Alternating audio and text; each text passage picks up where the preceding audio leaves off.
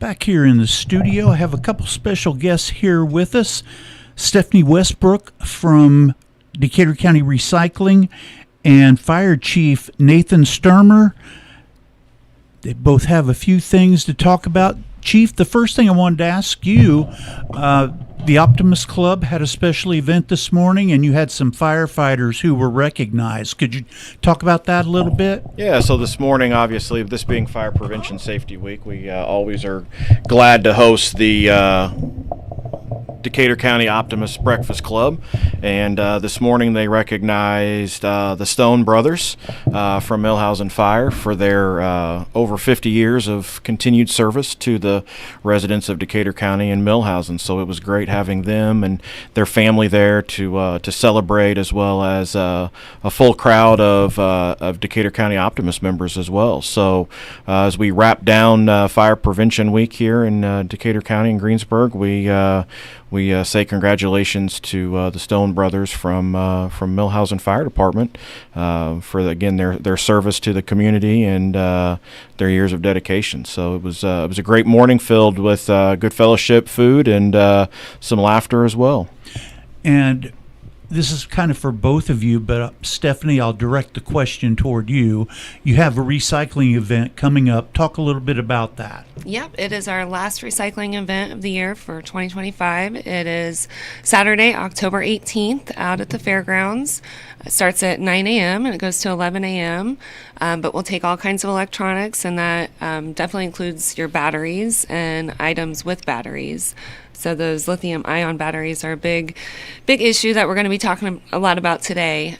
So just if you need a place to get rid of them, bring them out to us October 18th, and we'll help make sure that they get into the right place. Yeah, people don't really understand how dangerous it is just throwing those batteries away in the trash.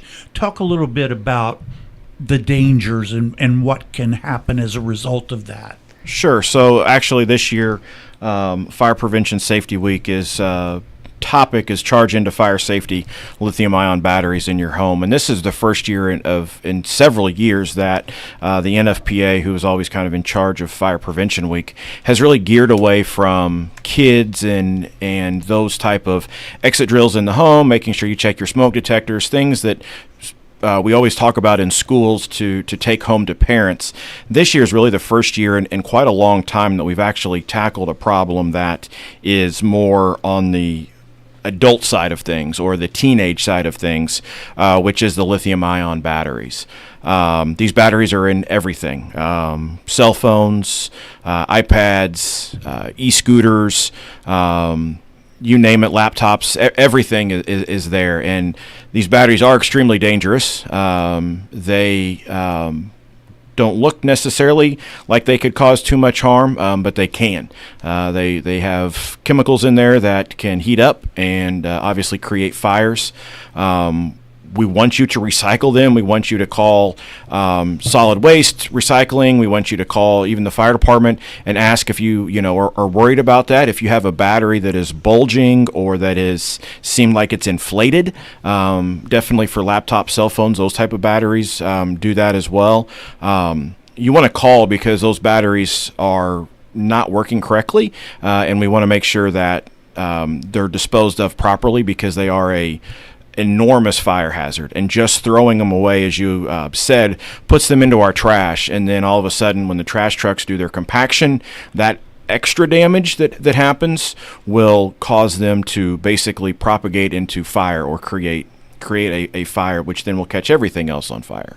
Now, if they bring those types of batteries to the recycling event, I know it used to be you had to put tape on both ends of the batteries. Is that still a requirement that they need to do that? Yes, it's recommended for safety on the specific lithium-ion batteries. The alkaline batteries, not so much, but the lithium-ion batteries, it's best to just get a little piece of Scotch tape or something just to protect the receptacles on it, or you can put it in a small plastic bag that it's an individual thing. That way, when it's being transported to the recycling center, it's less likely to cause a spark.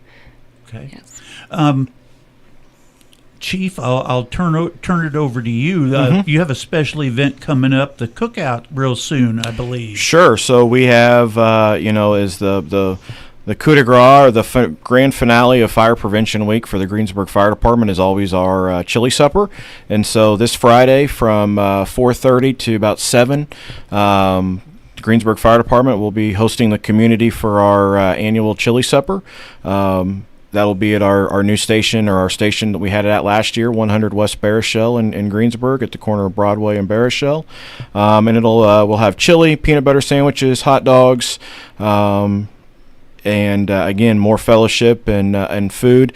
Supposed to be really nice weather, so we'll be out in the apparatus bay with hopefully the doors open. And again, this is a long-standing tradition here in Greensburg, and so we thank our sponsors who have donated for that, as well as all of our firemen who put in effort to make the event a success, as we have for numerous past years. And for people that aren't aware of where the new station is, could you give them the address for that? Sure. It's 100 West Barishell. It's at the corner of Broadway and Barishell. We're in a big gray and red building. Okay. What other types of events has the fire department done for Fire Prevention Week? Sure. So this year's actually a little unique, is with the change of the school schedule. We used to do our Fire Prevention Week a week before actual Fire Prevention Week, because actual Fire Prevention Week was always fall break for the students. This year it is not that, so we've actually been in during actual Fire Prevention Week this week. We were at Greensburg schools on Monday and Tuesday. We hosted some preschools, some daycares on Wednesday, and then today and tomorrow we head out to St. Mary's School. So make our rounds of the schools, and obviously, Fire Prevention Week is a week that we get out to the schools and things like that. But at the same time, we still practice and we still do fire prevention year round with our community cookouts, our community events, working with our partners like Solid Waste and other areas to do safety fairs and to spread the word about fire safety and things like that. And Stephanie has some statistics on lithium-ion battery fires that they're seeing, and that some of our disposal companies are seeing, which is really why we're here, is to make sure that if people have questions, they call, and they don't just throw those into the trash. Okay. Stephanie? Yeah, and I think it's great what you guys are doing, getting out to the schools and really educating the students. It's really about getting that message out to everyone so they're knowledgeable on, what's going on and how each person in the community can really help prevent these fires from happening. And, we use Rumpke Recycling for our recycling here in Greensburg. So I have a couple statistics from them. Battery fires are on the rise, obviously, and it's actually up 900% since 2016. Yeah, and it's unfortunately, it's caused 102 deaths in 2024 alone.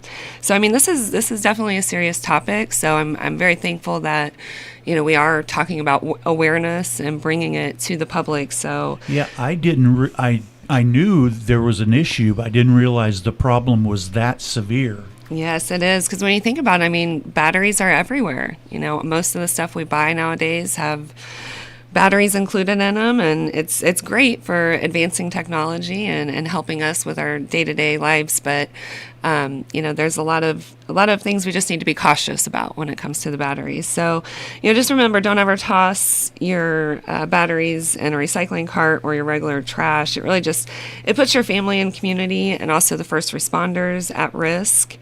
So we just want to do our part and make sure we prevent those dangerous fires from even getting a chance to start.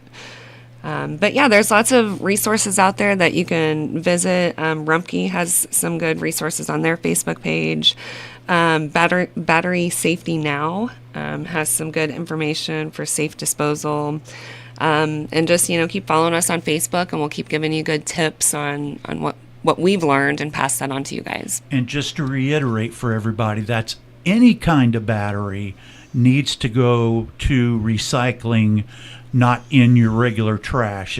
You want to go and have them recycled because of the danger that there is if those are in regular trash. Exactly. Yeah, lithium batteries, they're considered hazardous waste. They have metals in the lithium batteries that are both corrosive to the environment and toxic to living beings. They can overheat, cause fires, or even explode, and that releases those harmful chemicals. So yeah, if we improperly are discarding the batteries, it's known to ignite those fires in garbage trucks and other places. So, Do we have anything else from either of you? Yeah, it's need just, to talk about? big thing is when you're buying batteries, especially aftermarket batteries, trying to make sure they are UL listed, trying to, just buying the cheapest on Amazon is not always the safest option. That is probably the number one culprit that we see is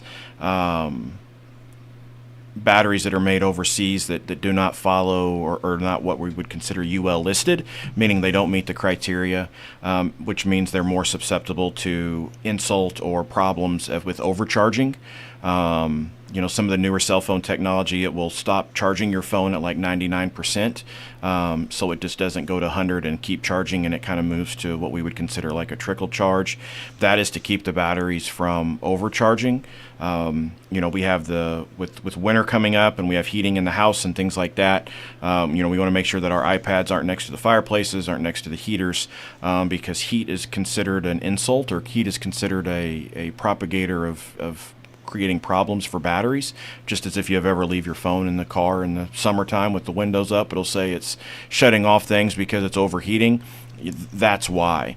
And so as we move towards that, it's making sure that people are educated, again, about the dangers of that, and spending that extra few dollars to make sure it is a UL listed, or it is a properly made battery for like a laptop or cell phone and things like that. Obviously, cell phones have kind of changed, as most of them are sealed now, where you have to have a technician or whatever, and you can't really change the battery. But there are those that DIYers that and YouTube that will teach you how to do it.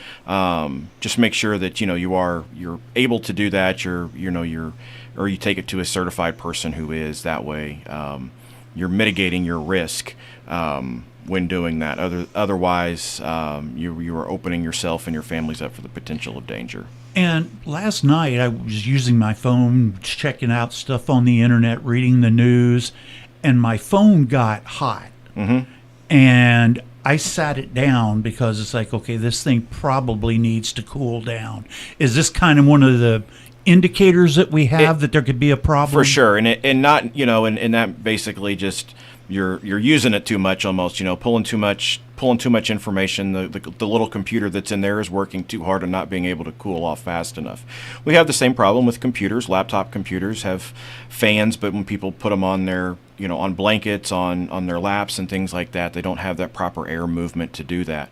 A hot battery does not mean it's a bad battery. It just means it needs to cool down. Continuing to use it does increase your chance for doing that, or even plugging it in at that point is creating more power to have to charge it, which will heat it up.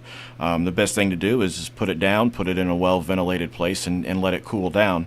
Now, if your phone was to expand and start to, crack or look like a pillow's inflating in there, then it's obviously time to, put it outside, put it in a bucket. You could even put it in a bucket of water, something like that, to make sure it's safe, and then properly dispose of it later. We have, at the fire department, we've taken precautions to prepare ourselves for lithium battery fires. So we have a metal drum with some special material in it that we're able to put batteries that have signs of damage or potentially have burned in there that will help contain that fire and keep it safe. For smaller batteries until we can let them cool off, let all their energy out, and then we can take them safely to recycling for shredding. But until that point, we can't. So it's changed the game of how we do things. We have to be very prepared. The gases that these lithium-ion batteries let off when they're burning is extremely dangerous. So we want to make sure we get those outside in those well-ventilated areas and things like that. And never try to mess with a battery that's been messed with, and you'll see kids on YouTube driving nails through them. That is not a trend that we want to start. That will cause an instant fire. With that fire comes the smoke and everything else. And even if you're outside or in a garage doing that, you can be overcome very quickly. With those, hydrogen fluoride, carbon monoxide are three big gases that come off of that, and all of those can incapacitate you. So that's the last thing that we want. And just because you've seen it on YouTube doesn't mean you should follow suit. Right. And Stephanie, again, could you give the date of and time of the recycling and what kind of items to bring to that? Yes, absolutely. So it's Saturday, October 18th from 9 a.m. to 11 at Decatur County Fairgrounds. And we also do accept not only just the batteries and the ion batteries, but the cords. So if you have any bad cords, I know sometimes if it starts to break or tear off a little bit and you're like, oh, I can just keep using it a little bit longer. If it's bad, get it replaced, bring it to us, and we'll take those bad cords, and that'll also help prevent any fires from happening. Okay, great. Either of you have anything else to add? No, that's it. Appreciate your time. Yes, We thank appreciate you coming in this morning. Thanks so much.